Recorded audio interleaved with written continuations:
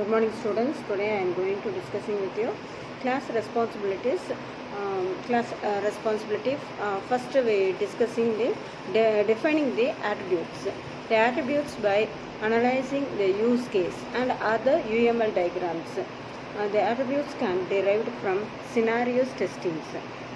Therefore, by analyzing the use case and sequence and state chart diagram and collaboration and activity and state diagrams, you can begin to understand the classes responsibilities and how they must interact to perform the task, how to interrelated. These are all things you must first of all know. The main goal here is understand what the classes are responsible to know. The responsibility is the key issues. You just imagine yourself as an object in object-oriented environment. You just ask what kind of questions would you like to ask to in this environment. What all things you just imagine. Just I ask myself, how am I going to be used? What the class responsibility and defining attributes by analyzing the use case and other UML diagrams. Okay, based on these all kinds, you just ask yourself this kind of questions like how am I going to use?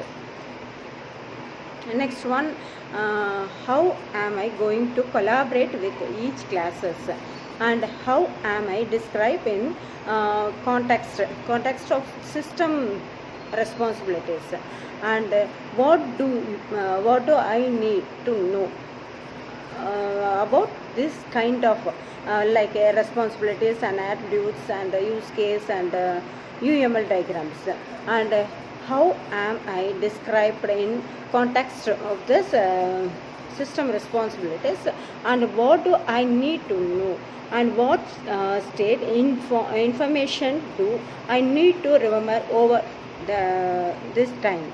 Okay, next one, what state can I be in or out in this environment.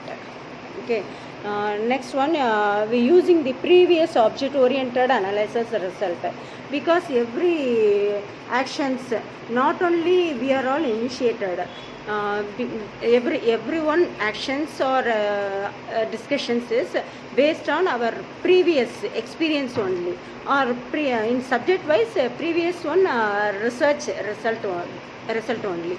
Every object in this world, every object must discuss research. Nowadays we just improve that one. Okay, first one, we using the previous object oriented analysis results or analyze the patterns.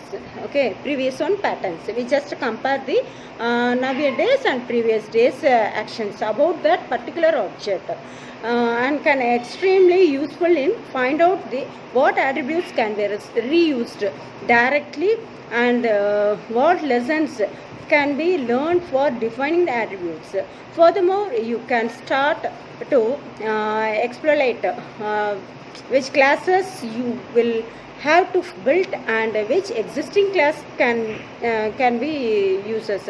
Can be uses means reuse. As you do this, you also being thinking about the inheritance structure, because that is very basic one. Inheritance is very basic one in related in this object oriented subject. Okay, like OOAD. So as you do this, you also being thinking about the inheritance structure, and and if you have several classes in related but have the specific difference, you probably want to make them common subclasses of the existing class, or one that you define, and after often bottom up and super classes and generated which coding, as you realize the common characteristics can be factored out or in. Next one, you must know the guidelines of the attributes, because the guidelines is must to follow our process.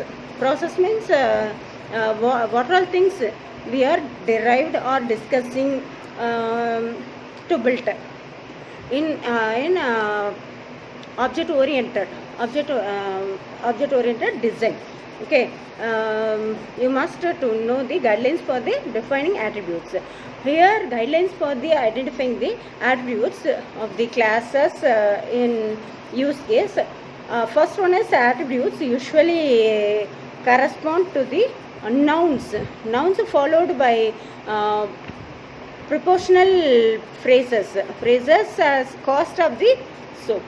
Next one, attributes also may correspond to the adjective and verbs.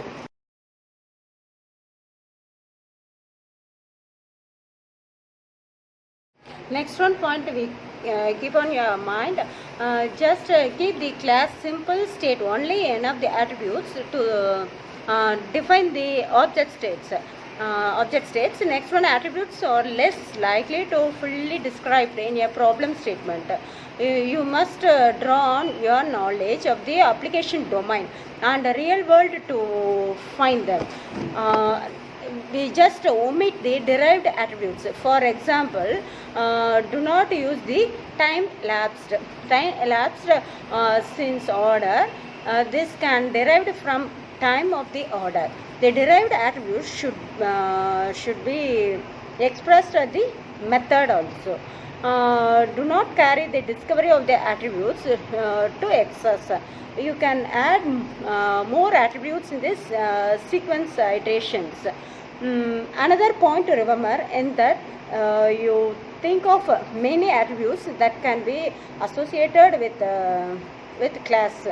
You must be careful to add only those attributes necessary to design at hand. Let use case guide you this process. For example, you just initiate thought as that the library management members, we use the class, main class means the library member class may have the attributes such as name, social security number, because it's we need to set the primary key. Every object oriented designing, we just using this is for all condition because the primary key is take role very important. Primary key, secondary key and foreign key, that is very useful to identify the unique method. The library member class may have attributes such as name, social security number, age and weight. The attributes age and weight may be important to the class members in a personal system, but it not within the scope of the system. Since there is no scenarios of library borrowing books that requires or need to keep track of the age and weight of the members. Just give the what all things, what all objects we must use in the library designing process. The following video I will give the notes and some few examples.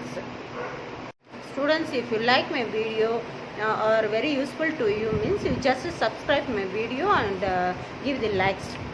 Thank you, ma'am. Thank you, students.